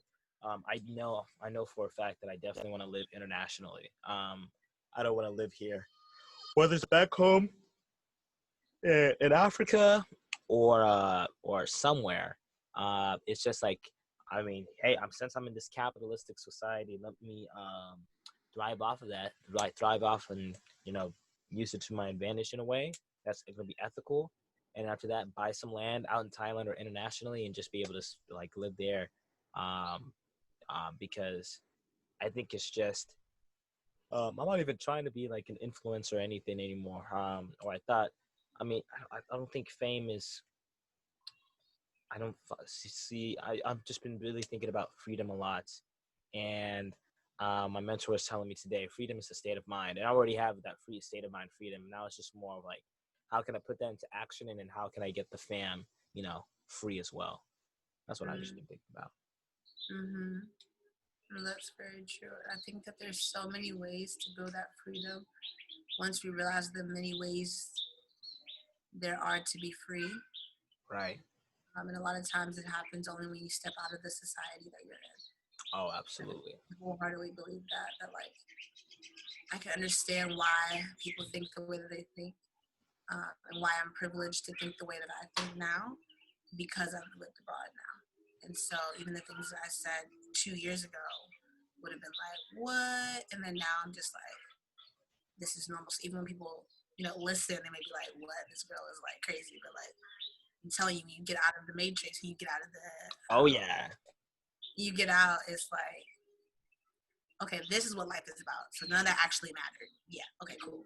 Like, Yeah, man. I'm just like I'm all I'm ready is just I'm ready to graduate and leave. That's it. Graduate and leave. I like that. I know that for a fact. Whether and I, we talked about it a little bit on IG chat. It's like whether it's be grad school, whatever. I know I'm just manifesting. I'm just praying, I'm getting out of this country. Um, um, I love it, but I think I cannot wait to get out. It's gonna be a good time. But that's not. And by the way, for anybody that's listening, it's not me. I'm dissing the United States. Like it's definitely a country that has a lot of opportunities and has changed a lot of people's lives. But for me personally, I would just love an opportunity to be able to live outside because I've had that global experience. Now, why do you think it's important for people to have a global mindset? Or like a global perspective? The world is just bigger than you. Like that made it a big deal when I moved from just coming from like DC to Texas. Like I was like, y'all never left Texas and you don't want to leave Texas, and let alone not Texas, you don't want to leave your small town. Like you want to go back, and like by all means, I get it. Like the family and the connect, that's cool. But for me, like that was crazy because I was like, you're never gonna understand what the world is like. You're not. You can't. You are always surrounded by the same people and the same thing, and that's why even going to school outside of DC was so important for me, but it also changed me so much because everyone was like, "Why did you go to Baylor when you were like in DC? Like you have so many good schools." And I was like, I needed to be there because it taught me of how America actually was, and I was not aware that America was like that. And then when I lived abroad, it was just like, whoa, you start your realize, and even the Americans, at least the Americans, because Europeans try, like naturally Europeans take gap years. Most Right. Europeans, it is very normal for you outside of high school. They go before they even go to college. Right. They go in a gap year. They do the same thing in Israel before they go to the military. Everything. Everyone usually takes a year off to go travel or to do something abroad, and they're way more well-rounded than us. But even when you meet the Americans when you're traveling, um, you know what kind of Americans they are. It's very interesting. You'll never meet an American who is racist here. You'll never meet an American who, well, let's say never, but you won't meet an American that like has this closed-minded look. Because if you made it to Asia, you have to have some level of understanding that the world is good. Because I just remember the negativity I got when I moved here. Like it was Right. very much like, you don't have this, and it's a third world this, and I was like, you have never been here, and this is the story that we're building about these countries and these places and this stuff is like such a negative one. And that's the reason why we believe the way we believe, and we're like, oh, the Middle East is this kind of place, and China is this kind of place, and Nigeria is this kind of, and there's all kinds of things that we say about these countries. And it's like, I think that most people, like at least like Africans, know that from like firsthand, because a lot of people when they come here are like first generation people. They're like, when you're talking about my country, and I'm like, I know what it looks like, and then you're telling me that we're all, I don't know, living in the middle of nowhere with nothing around us and all these things. Like that's how I felt when I came to Thailand. I was like, y'all lied. Like y'all really did not know what y'all were talking about. Like this country is not what you thought it was, and the fact that you're willing to live your life based off of that idea that the outside world is scary and that it's different and that this is my safe haven. It's like, whoa. Like I was thinking about this the other day, like how I just describe like life, and I'm like, life is like a video game. We have all these different levels, and we play all Yes. these different things, and some choose to stay in one like world, like in Mario. You have all the little worlds, saving the princess and all this stuff. And Yes. it's like, well, why stay in one? I'm saying like, why stay in your one little world, whatever that means to you. Like that can be like your hometown, that can be your way of thinking, your job, your hobby, like picking specifically one thing to just like be with. I'm like, what? Like, there's so many worlds to like discover. Like, why not? Like, if we all gonna die at some point, it's like we might as well be living it up, like in any ways that we possibly can. Like, yeah. Yeah. Life is a video game. It really is. No, for real. We should really just be like plan the hell out of this shit. Like, why? Like, why? And especially if you get to choose it, you get to choose which levels and which worlds you explore. It's like the world is like, I don't have to say the world is your oyster because I don't eat seafood, but like the world is like your mango. Like you can literally just do anything. Like you can do so many things. And I'm just like get out. Like once you get out, and even just like, and I don't mean like get out. Like I get it because I know that like, because I go back and forth with this a lot about like whether or not like how I feel about traveling for people, and whether I think like if you're going to like on a vacation to Mexico, like at least you're traveling, getting out of the country and things like that. But at the same time, I have this thing of like travel for the sake of the experience and not traveling for the sake of like the clout comes along with it. Like not Right. going there for a week and just being like, oh, we're going to go here. We're going to stay on a resort for 7 days. It's like, well, then you didn't go to Mexico. Well, you didn't go to Puerto Rico. You went to a resort in Puerto Tourist. Rico. You know Capital. what I mean? Yep. Yeah, and so it's like you're not actually immersing yourself in the culture of these places, and so it's like that's what I mean when I say travel. I don't mean like you go out. Yeah, it can change your perspective if you go for a week somewhere, you stay in a resort. Maybe like by all means, let whatever transforms you transforms you. But what I mean when I tell people that they need to get out of the country and get out of the matrix and get to travel is like go somewhere and immerse yourself in a different culture that's completely different than your own, where you are not the high point of society, but you're also not you ain't really thought of in the society. You know what I mean? Until you Right. go there, and you're like, whoa, like, what's it like to like live in a non-racist country? Well, to an extent, you know, there's racism all over the world, but like, what is that like? Like, how do you interact with white people that you meet abroad? That was a big thing for me because I hadn't realized that. Like, when this sounds so simple, but like, this is like was like European white people are very different than American white people, and Right. I didn't realize. And so when I moved here, it was like this shield of like Americanism inside of me of like, oh, all white people are, you know, Right. I understand them. But then I was like meeting these Europeans, I was like, oh, y'all like kind of woke. Like y'all know what's going. Y'all been abroad, like y'all have a lot of stuff to offer. I was like, oh, y'all are not like the American white boys or the American white people. Like I had to really like readjust my ideas of these things. I just realized like, whoa, like what is it like to interact with people? Like how are you able to just are you able to listen to someone ask you a question that was uncomfortable in America that you may have gotten slapped for in America, Right. but to be able to answer it with compassion and understanding in a country that doesn't know anything about you. That was a big challenge for me. Being like, okay, Tori, like, this person does not know about this, so let me try to educate, you know, just like these kind of things. Like, what do you like when you have to like go to a squatty potty on the side of the road? Like, you know, like just like what is your life like? How do you experience these things?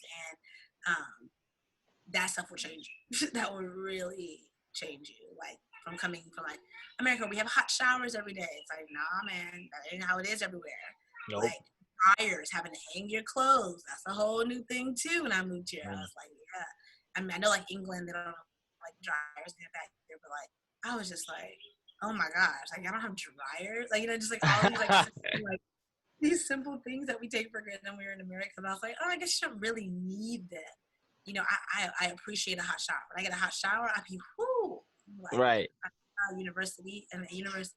Thank you, like, but like not a necessity once again. And so, yeah, it's opened my eyes to so much, and like I just think it's so important for people to shift that perspective to realize that the world is so much bigger than them, and that there's just so much to see. Like Right. you see so much to experience. Like wow, and like it's accessible. Like especially like for Black people, like we have not always been told that the world is at our feet. You know, we can go do this Right. and we can do that because you know, just 100 years ago we could barely cross the state line. You know, Right. and so like I know my ancestors are fucking like turning it Let's up. go. They're like, what is up? We never would have thought we would see lands like this. And so when I think about that, I'm like, y'all do it for your ancestors because your ancestors would never have thought that they could be in these other countries and these other places. And like, I know that they fought for this land and they did this and they did that. But for me, it's like, that's a cursed land. Like I feel very America needs a lot of cleansing on that land.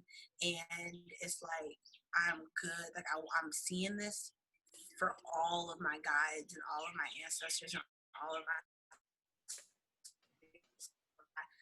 gods and goddesses within me. Like this is where I'm supposed to be right now, and I have no doubt about that. People ask me a lot, like, how do you feel about like being abroad while all these things are going on? Do you ever feel bad? Do you ever feel this? At the beginning, I felt really bad. I did feel really bad. I was like, wow, like you know, all of my friends are out in protests and doing all these things, and like I'm over here in the islands, like living my best life and all these different things. I had to really like sit down with myself and be like, again, like alignment, like I'm exactly where I need to be in this moment. Right. Why I'm here and why I'm making a difference. Oh my gosh, you're so cute. You're so cute. Hey, Cody. He's all smiley. He got clothes on today. What's what? You want to say hello? Come. Okay. Our bungalow kid. Wow. He's very good English. You want to say hi, my friend? Hey, Cody. Hi, Cody. You see Hello, my Cody. Hi.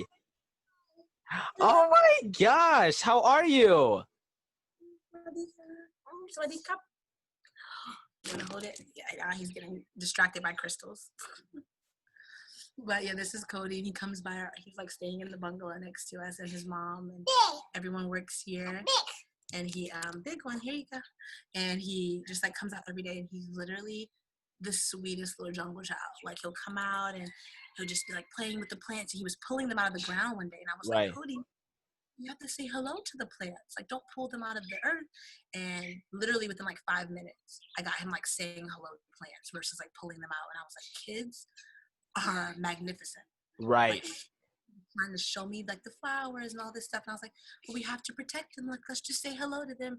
He walks around every time I like hear him outside. He's like, hello, plant, hello, tree, and just stuff. And I'm just like, wow, amazing, Yes, amazing. like because our brains are so impressionable. Because like I study neuroscience, so from like our ages from 0 to 7, but specifically to that window from 2 to 6, 2 to 7 age, like that just that programming. That's why it's so like I've really been thinking about like parenting and like oh man, should like how am I going to parent my kids? Not going to shield them, but I just put out like a little quick thread on on Twitter like, hey guys, right now in our 20s, we should really be thinking about unlearning all these bad or negative images or these dynamics, really truly exposing ourselves. Okay, so what type of parent are we going to be? Like, I honestly believe that there needs to be some inner work or slash some therapy that you need to do before you, I mean, yeah, get married, but like before you bring a child into this world, because it's just like if you like I was listening to this guy named Supernova Slim, and he's talking about, all right, so we're gonna go talk about the elites, conspiracy theory. It's like, all right, so y'all guys are talking about the elites. How are we going to fight the elites, right? How the elites have been planning for generations. You can't even take care of yourself for a week. You can't hydrate. You don't know how you eat well. You're eating processed foods. You don't know your plants. Like you don't know how to take care of your body temple. So how do you expect to beat these people out or talking about them when you can't take care of yourself? That's how you're going to be beat. So it's like this notion of like, hey man, like when it comes to healing and all that, we really need to take that into consideration, especially before we bring another seed into this life. Or that's like what I've been thinking so far, because I'm just like, man, like the world is moving at such a fast and rapid pace, which is amazing. So much technology, interconnection, and all that, but it can easily be just as dangerous. And if we do not educate ourselves and also our children well, where they're able to be prepared and have a deeper and better understanding, and because they're like, and children are like they're a creature of habit. They see and they do. Yes, and like, and I watch him just like running outside like every day, and like, okay, running outside every day and just like experiencing the world. Like, you'll just hear him and his mom would just be like, Cody, where are you going? Like, just out here, just learning about the earth and the trees and the stuff. He's just out here. And I think like I have lots of beliefs on parenting, and they have like free parenting where you're like, yeah, you have your kids. I don't think my kids are gonna go to school. Like, I'll have that all kind of handled down. But yeah, I think that kids are like, wow, are so phenomenal, and that we waste a lot of time putting them in these systems that are just training them to think the same way that everyone else is thinking. It's like, no, I want my kids to be these world thinkers, and like when they're young, like this is where like they're most impressionable, where they can take all of these ideas. I want my kid meditating with me when they're a kid, eating fruits and vegetables and loving them. And I just think about like all of the little things that we used to worry about when we were children, just like not liking Brussels sprouts or vegetables. Like I was like, I hope my kid never goes through a phase where they don't like vegetables, or they don't like fruit. You know what I mean? Like things that come from the earth. Like that's crazy. That's used to be like our lives or whatever. Just like bullying and like all these different things that we used to just be bothered by. I'm like, I don't have to put my kid in school with some bullies. Like my kid's gonna be a light. Like he's like Right. he or she is gonna be such a world that no one's ever like that energy is not even going to be tolerated within the space of like child rearing and birth. And children are supposed to be raised by a community. Children are not supposed to be raised, in my opinion, by one individual person or a couple or anything like that. And so it's like when we have like I want a tribe of people raising my kids. I don't want me being the only person that my kids are coming to, and that they're getting that my way is the right way, or things like that. And I think that's, again, I don't have kids, so take that with a grain of salt. I don't know what it's like your own child. But for me, like, that's the ideas that I kind of have around, like, my children are going to be of the earth. They're going to be of this earth for sure. Yeah, that's awesome. I do have another question. I mean, shoot, this is going way longer than I expected, but I just definitely am enjoying just your energy and just back and forth. Just have nothing but gratitude. What is your definition of success? What does it mean for you to be successful? Success is such like a loaded word. Like, I feel like success is individual for everyone, and success is just like, I like success can be like content. She's looking for a kid. Success could be like, just like, I don't know, what do I define success as? I don't even think I use that word anymore. Like, Wow. ever. Like, at all, because my life is just, it is like, yeah, like what we said earlier, like, there's no time, there's no space within energy and things like that. So right now I'm successful. I was successful 10 years ago. Like, I was successful when I was 5. I was successful now. I'm gonna be successful then. Like, that's so now is how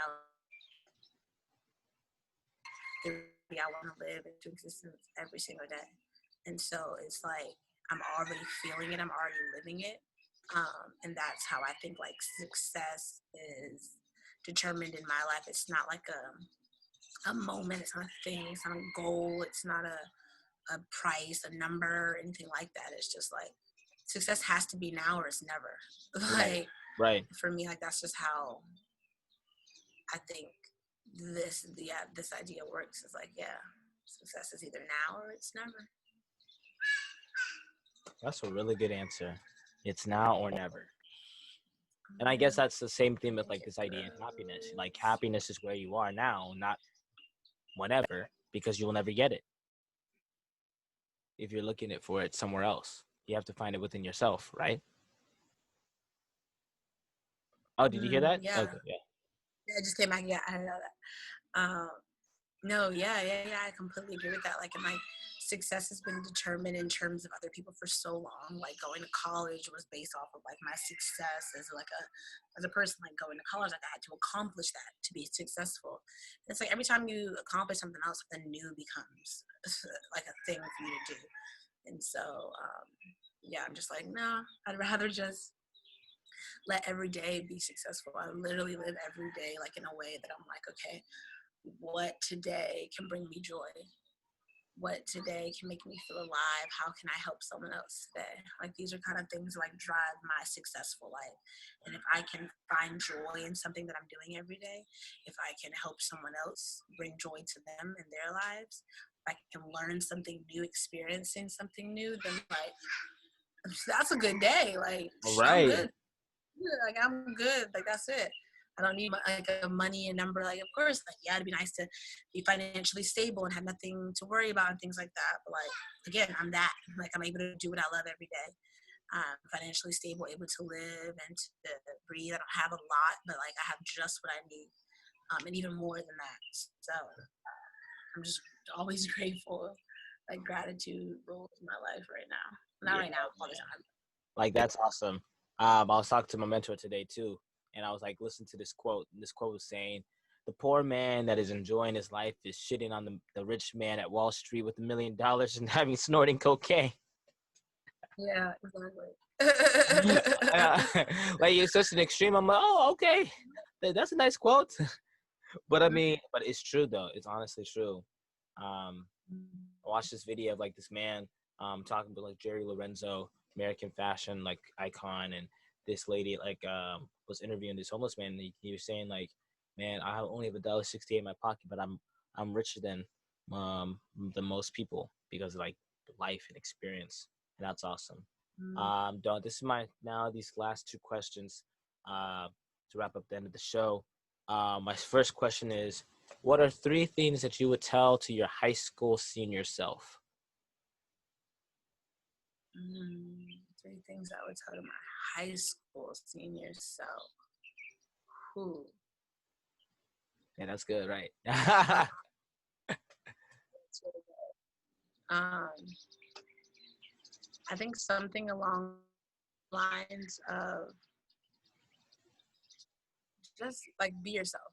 Like be yourself. There's no thing that you have to fit into. There's no mold that you have to do. There's no thing like there's nothing that you have to be but you. Literally, there's nothing else in this world that you have to do but is to be you and to love other people and other things and other beings.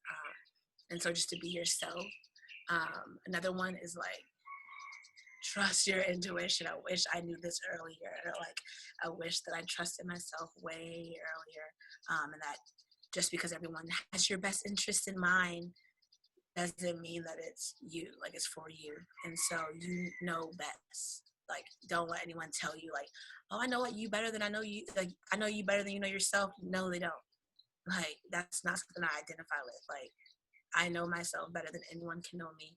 Um, and so there's that. Be yourself, trust your intuition, and there's no pathway. Like there's no path. Like that's a big thing too. Is like I felt like it was a path that I had to follow when I was in college.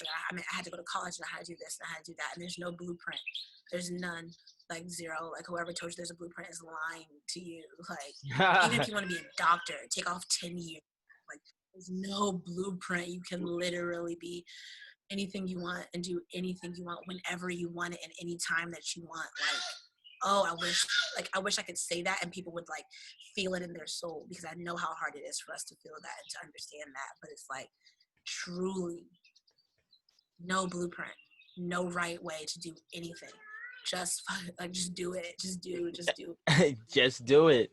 Just do it. Like do what feels good to you as long as you're not hurting anyone, you're not hurting yourself in the process. Like go and do that. Yeah, be yourself, trust your intuition, no blueprint to life. 3 things. That's good. That's good. That's good, man. That's some good gems, man. Okay. And actually, let me write that down real quick. I think this is some anybody can. That's some good stuff right there. One, be yourself. Trust your intuition, and there's no blueprint. No blueprint. That's good. That's good. Um, my last question is, what would you like your legacy to be? What would I like my legacy to be? My legacy. My legacy. Honestly, my legacy for me has nothing to do with me. I don't think much about like what I'm gonna be remembered by. I just want to help people to realize that their stories are valid. I journal a lot. I do journaling workshops. Big journaler. And I think that everyone's stories are worthy of writing and reading. Right. And so I just really want to help people find their peace, find their intuition, find their breath, find their bodies, become comfortable and as free flowing as they can in this life. Um, and that's really it. Like when I think about like my legacy, I'm like I really just want to help other people realize their purpose and become a better human. Like, and if I can do that, like that's enough for me. Like to be known to be someone that like helped people or guided people. I don't call myself a healer. I'm not a healer. Um, but to guide people into finding their inner healer and finding the self that can help them, like that'd make me happy if I was known for that. But at the end of the day, like it's very like removed to like ego wise. I don't even think about my legacy that I'm leaving.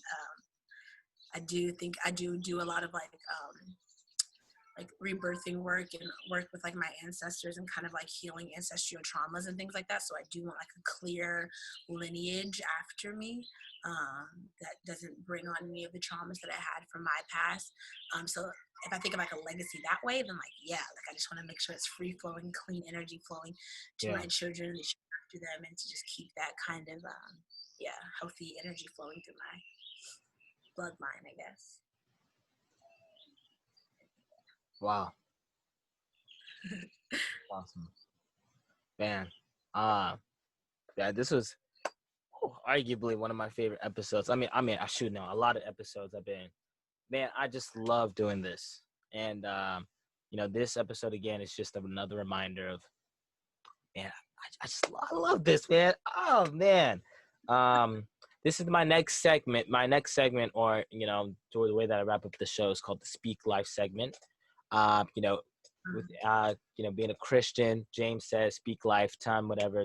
Ton is the power of life and death. But also like just in each and every other religion or whatever, it's just like this idea of speaking life over another person is very powerful. The stories that we tell ourselves and the stories that we tell other people. So here it goes. Muse, thank you. First off, nothing but immense gratitude and love your way for just taking the time to come out and be on the show. But also, I just want to speak life and just want to say thank you so much for your beautiful soul and how you continue to share and shed your light. It is just amazing to see a life of beauty, a life of bliss, a life of true authenticity on display. For you truly being your authentic self. In talking to my mentor Reggie, we talk about you all the time, and just seeing like how your transformation and how you continue to grow and blossom to your own being at a young age and are living what most people would consider a very free life. It is just amazing just to see how much of a teacher that you are, how much of a student that you are, and how much that you are willing to not care and let your ego get in the way, but are just being led by the Spirit, being led by the power of the universe, power of God, just to be, man, just be present. And it's just it's an honor to communicate with you. It's a pleasure for you to be on the show, and I'm grateful for your spirit. Um, you know, you're my sister, so you're a reflection of me. So I love you because I love me, and I love me, and I love you. And no, but thank you for just being so amazing. Yeah, I know that was a lot, but Thank you so much. I appreciate it so much. So grateful to be here and to share this space with you. So much love for you. So thankful. This has been great. Great way to start my day. gang. But that is it, everybody, for episode 234. And I think, yeah, this will be the last episode of season 2. So, um, what a way to go out. Nothing but love. Always. All right. Something like that. We are